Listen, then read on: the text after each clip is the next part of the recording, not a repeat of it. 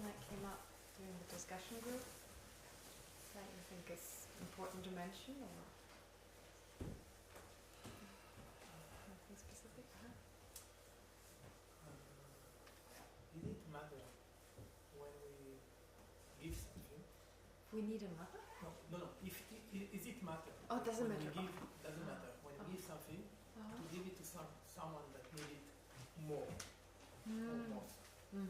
Or because it's supposed to be equanimity, wherever it will be. It comes a little bit further down. It actually does say, if two people, it kind of says, if two people ask us for something, and they've asked at the same time, which seems to imply if someone asks you first, you're kind of obliged to give to them first. But if they ask you at the same time, and one is poor, and one has enough money, is rich, you give to the poor. So that's like it's kind of common sense too. Who needs it more? The idea of who needs it more, you give it to the person who needs it more urgently. It's always like, what is the greatest benefit in a certain situation? And short-term and long-term benefit, we always choose long-term benefit.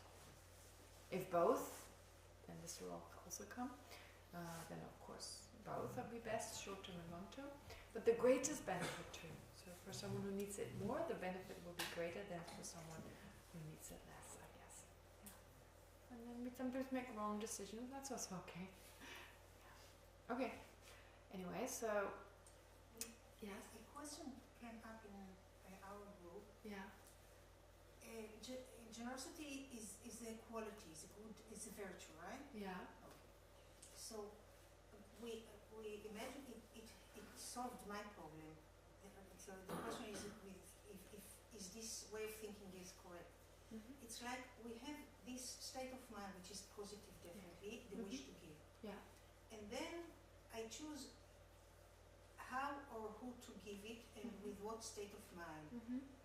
Realizing emptiness or not, preferring one on other for cause that for action that results in suffering or in happiness, and this colors the whole action. It does.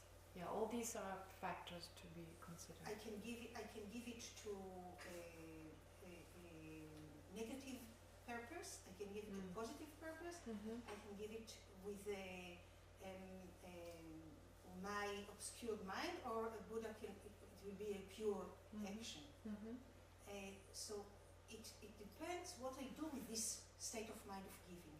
I can absolutely change it to a negative action if I kill people, because I think that it's a good thing, because I'm an idiot. And I think that if I blow the Twin Tower, I'm helping the Muslims in the world, and I'm going the act of I think generosity, good, pay million. But obviously the result is suffering, and my mind is totally obscured. So I don't benefit anything from having the positive state of mind of giving. I just gave it to a terrible purpose. Well, the thing is, like, I guess even if you kill some people to benefit some other people, there will be a little bit of virtue just from the point of view of wanting to benefit those people. Of course, there's incredible non-virtue with regard to killing those people. It's also mixed. I mean, you can never really tell in all detail what exactly. I mean, even in euthanasia, killing someone, wanting to benefit this person because they're in unbearable pain, there is some negativity by reason of the fact or on account of having the wish to kill someone.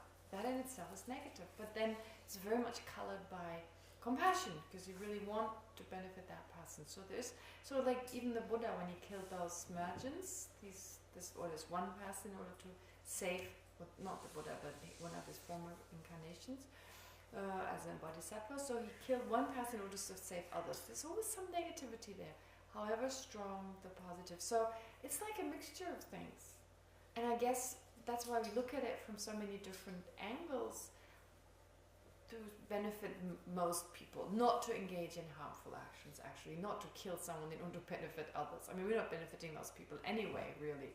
So there really is no benefit. You think you benefit them, but then we need to use wisdom. So what is the greatest outcome for the greatest amount of people?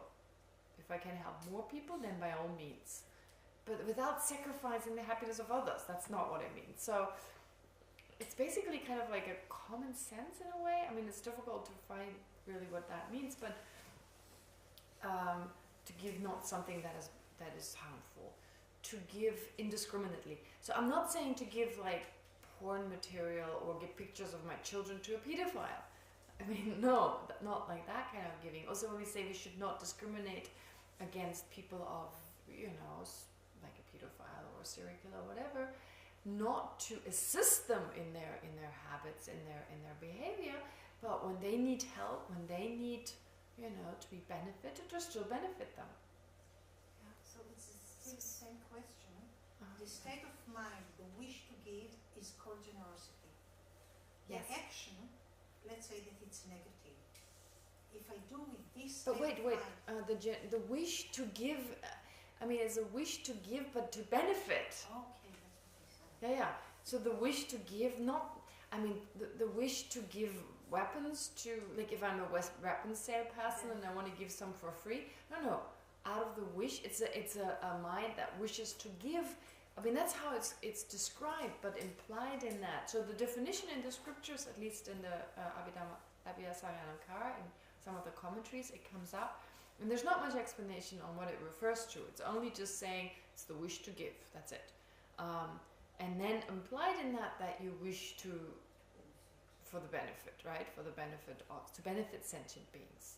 Yeah, or to be of benefit. So that's implied in that. Yeah, so it's not wishing to give weapons, for example. It's also a wish to give. So there are other examples, let me try to think of something, where just the words themselves, if you interpret them wrongly, there was something the other day I was thinking, oh, that needs to be explained. By just using the words, meditating, yeah. So what does it mean to meditate? It means to familiarize yourself. But that doesn't mean you familiarize yourself with something negative. Okay, so we familiarize the mind. We should meditate. Meditation is good. What? Meditating on robbing a bank? That's the phrase. It's going without saying. It's going without saying. Yeah, it's kind of. was asked if meditation is a good thing. Yeah. And he said depends what you're meditating on. Yeah, but the thing is, like, he was asked in a certain context. But you could also say in the context of Buddhism, in general, yeah, we have to be very clear, meditation can mean anything. Giving can mean anything. In the Buddhist context, then meditation is something positive. In the Buddhist context, having the wish to give is something positive. Yeah. Yes, Shah. I think that when we say the wish to give, also it should be related to the person that the action is done with him or upon him. For example, when The recipient? Yeah. Because here, for the example of killing someone in order to benefit someone else, Yeah. or to please someone else, here the action is done on a specific person. Then this is a complete action of killing. There is the wish to kill someone, and you recognize this specific person, and you actually does the thing, and then you're very happy because you did it in order to please someone else. Yeah. So this is definitely negative. Yeah. So we have to be very, it's not just a wish, but Right. the relationship. This intention is in relation to the person that the object is done upon. Exactly. So, like when she said, giving something. I mean, it's like you could become a giving towards another group. That could be that intention. So I'm offering you this murder or something. So that kind of murder, of course, is negative. The action that the object that you give is killing others. So there's a killing in itself, a killing action anyway, the killing. And then you kind of, okay, this is for the suppressed Muslims in the world, so I offer this to you. And again, just the wish, I want to benefit them, I want to liberate them, there's some positive aspect. But what you give is negative. The action itself is a killing, so there really is very little positive. I would suggest that during the killing itself there is hatred or anger, but there's no, during the action itself, the motivation during the action is negative. It's not just like, it's not like in concentration when one has a positive motivation before the meditation, but during the meditation you can say that the mind is very calm. You see, I'm not so sure. Like every time you kill, you have to have hatred. I mean, you could just be like a robot. You know, I need to do this. I don't think every soldier always kills out of hatred. I mean, I would say like, okay, this is what I need to do. I've been told to kill, so now I kill. I don't know, you know, it's like you just don't see them as human beings, you just see it as a task. So I mean, like, it's ignorance, it's not hatred, yeah, so it can be attachment to ignorance. Yeah, ignorance, yeah. I'm not sure it's always hatred. Usually they say if it's a personal killing, but it needs to be seen like a sniper in the army. I think it's more like, you know, you do like a video game or like you're a sniper. You're doing your duty.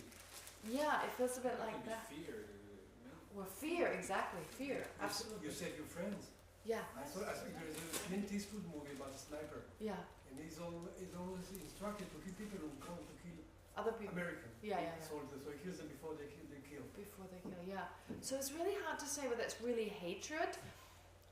It's probably not really, because it's nothing personal. Professional. He was a serial killer. He killed up 112 people. Something. At the end, he was killed himself.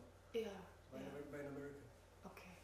Yeah. So anyway, I think it just depends on the situation. So the motivation, of course, I mean, I totally agree with you. It's killing nonetheless. So it's killing nonetheless. But even if it was not killing, you were to give something, you give weapons, for example, to a group of terrorists. To ISIS. Pardon? To ISIS. To ISIS, yeah. So to give them weapons, for example, and there it's like it's a giving, but it's something negative, and da-da-da. So wisdom is really important. I mean, of course, not, without wisdom, very difficult. Anyway, does that answer that a little bit? Yeah. So definitely there can be a complete act of killing or a complete act of, you know, I don't know, stealing and so forth involved in the action.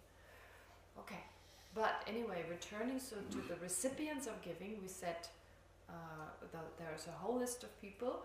It's probably enemies who harm. It's most difficult to give to them. Strangers is easier. Friends is easy. Those with good qualities easy to give to. Those with flaws, with negative behavior, it's hard. So it doesn't have to be an enemy, not someone I personally have any dislike of, but if they behave in a way which is appalling, which is immoral, then of course it's harder to give to those. Those that are inferior to us, it depends inferior from the point of view of what? Education, wealth, status, or morality.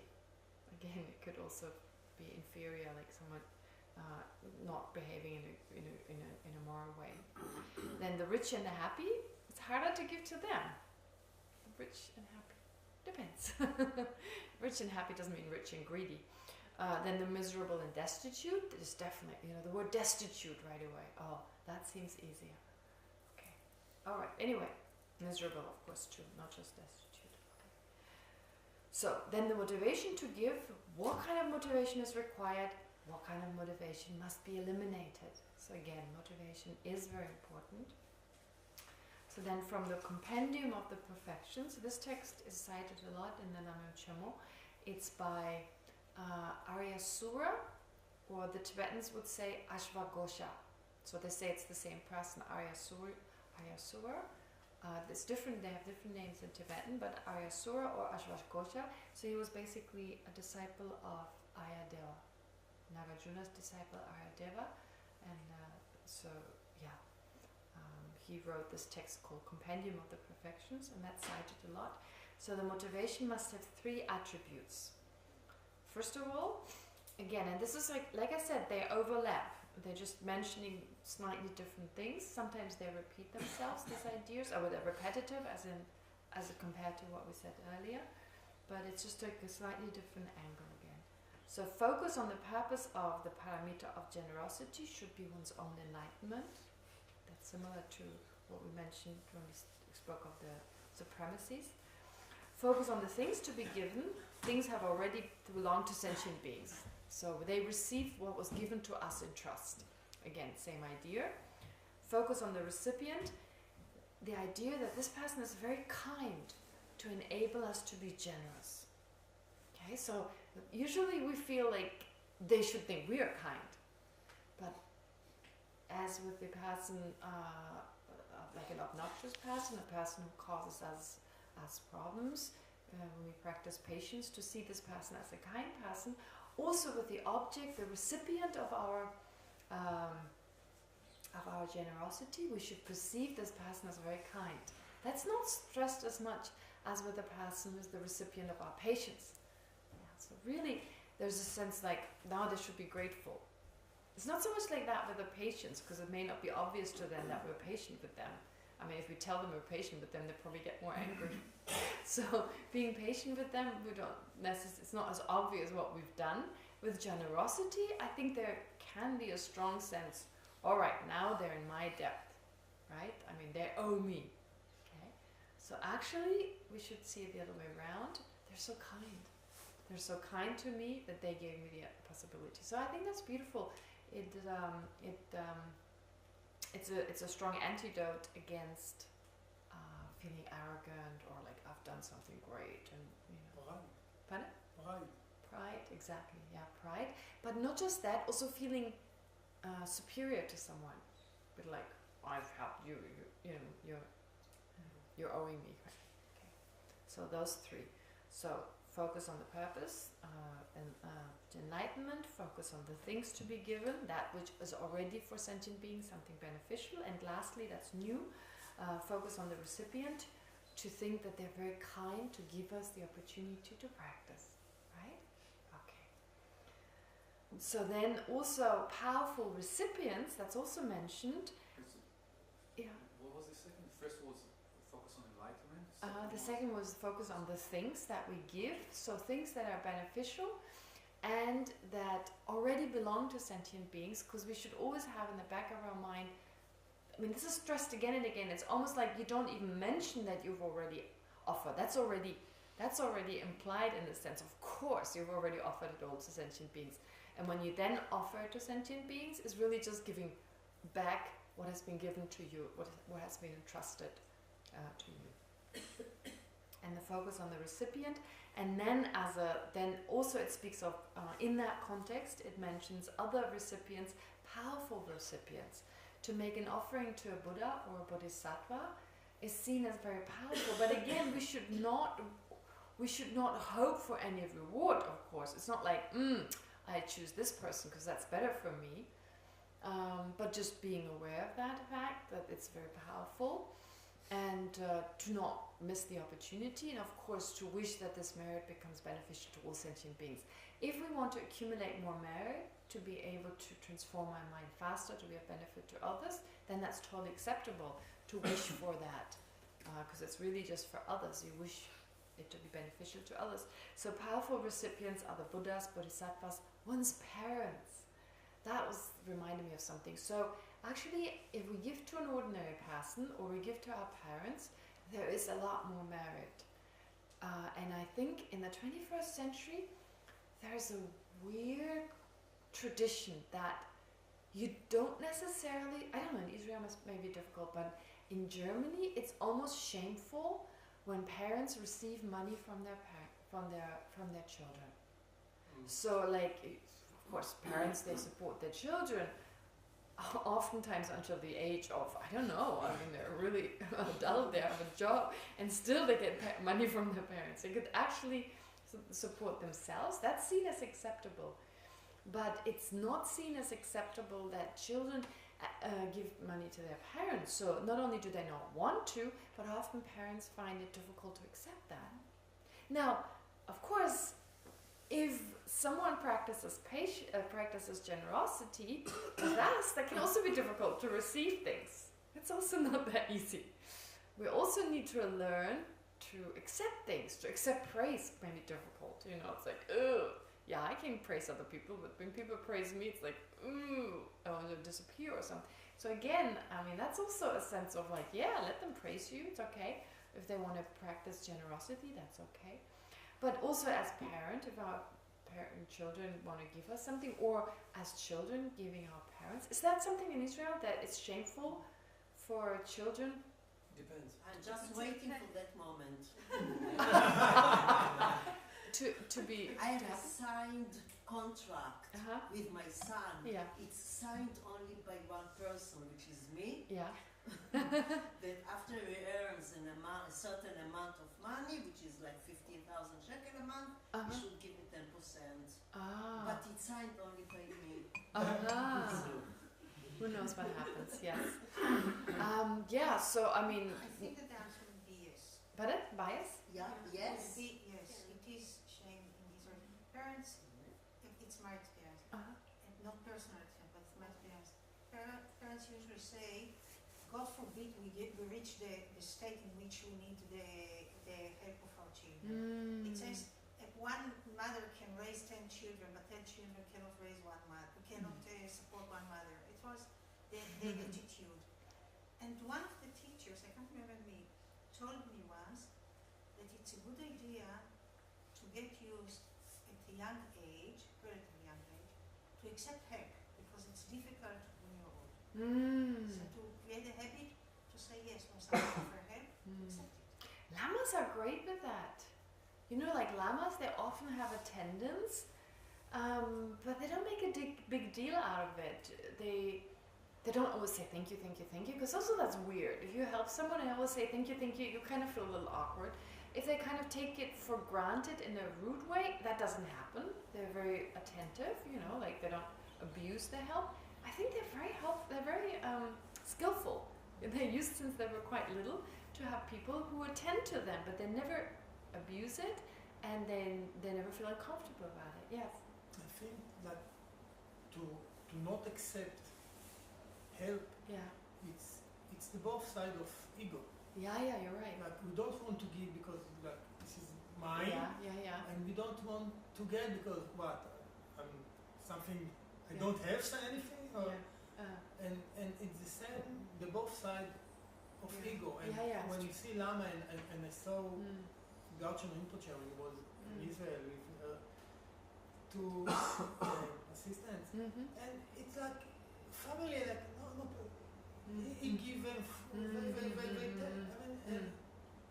it doesn't give the feeling like I'm important and you serve me, and it's natural. It's both natural and it's both direction, like equanimity. Yeah, I feel that exactly that same. I think you're right what you're saying.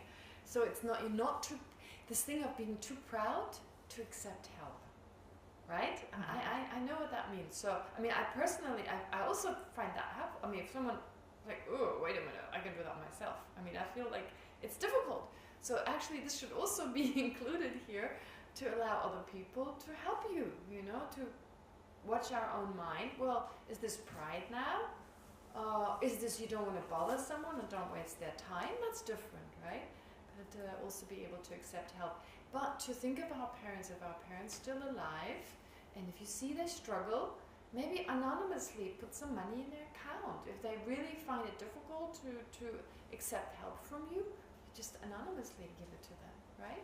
Or you say, I'd really like to, you spend so much, you know? You just tell them, look, over the years, how much your dad's my time to, and then if you give them, like, you say, look, from this age until that age, you've helped me, then maybe they go, okay, that makes sense, so they would take something back. Get it back. Pardon? You can get it back. Yeah, but like, I mean, it's nice if you have some money, and our parents are very, very powerful objects of recipients, as in like Buddhas, Bodhisattvas, our parents. Okay? Alright, anyway, so this is just something with regard from the compendium of the perfection. It talks about those three attributes, the focus with regard to those three. And then the next point that Lama Tsongkhapa mentions is what kind of motivation must be eliminated. So to look at it from a negative perspective.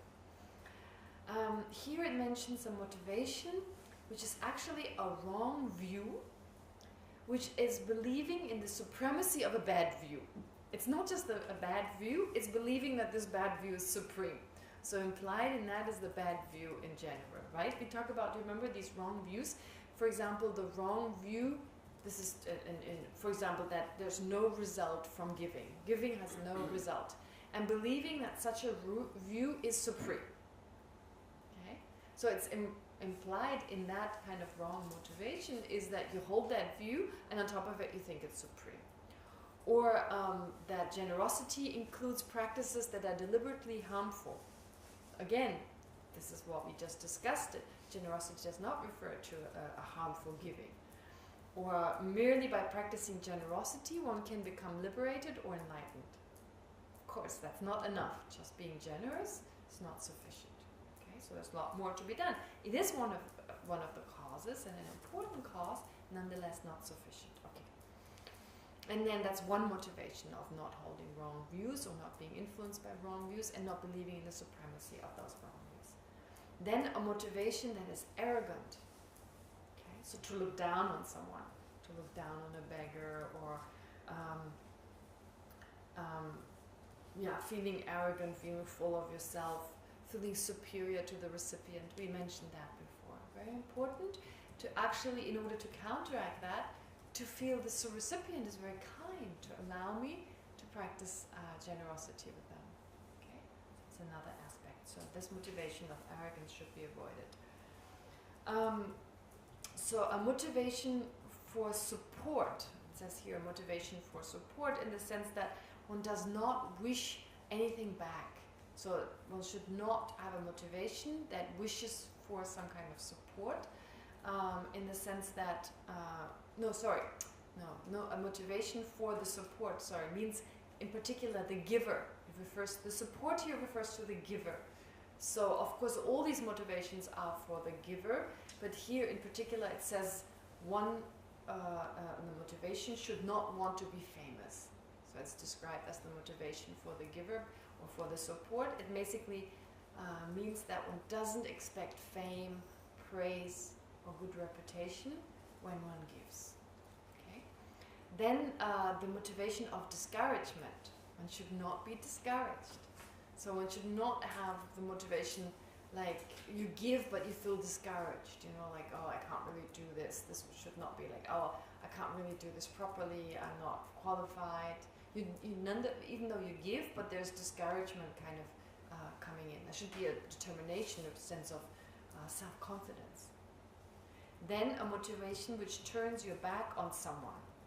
So there should be no motivation. So deciding not to give as much or not to give in the first place maybe to someone because you want to retaliate, because you hold a grudge. So you turn it back on one person, you give to one person but not to another. So that should not be a motivation one has to retaliate. A motivation of expecting something in return refers to material things, to get money in return. So previously I think it was I mentioned more the fame, reputation and praise. Here is more expecting something material. And a motivation of expecting karmic results, expecting fruition. Even that motivation should not be there really, like wanting to have more. I mean, if it is wanting positive karma in order to benefit other sentient beings, that's okay. But just for one's own benefit, wanting to have enough money in the future lives to be able to do all the things we can't do in this lifetime, from a Mahayana point of view, that should be avoided. I mean, in general, that's very good. That's better than just wanting happiness in this lifetime. So there are degrees of it. And here you see it's really the Mahayana motivation. So the Mahayana motivation just for one's own benefit from a Mahayana point of view is not seen as something desirable. But in general, ignoring the Mahayana view, of course it's good. I mean, at least we start off with that motivation, right? We start off with, oh, we should be generous, we should be kind because we benefit from this. But at some point, this is not seen as something desirable, that kind of motivation. So anyway, here Lama Tsongkhapa mentions seven types of motivation that should be avoided. Okay? All right. Now this is pretty clear, don't need to say much about this. Now how to give. How to give. So the motivation has been discussed. So how to give and how not to give. Okay, so how to give is the kind of general outline, and then it says how not to give and then how to give. So it actually first excludes. So it gives like 13 different points that I mentioned here. To not give right away, but after delay. So if one delays giving something without any reason, then one shouldn't do it. One should give right away. If there's no good reason for delaying, one should not delay. So because one may change one's mind anyway. In the meantime, I guess that's one reason. Of course, you have to make sure you don't change your mind and then generate regret. But it's better if you have something to give, to not wait. Why wait? You've put some money aside every month. Say, for example, you make like a budget, you create a budget of generosity. So you have to say, this much money I really need for myself and my family, and this much I could actually give to others. I don't need to save it. I'm okay. Maybe you even put some money aside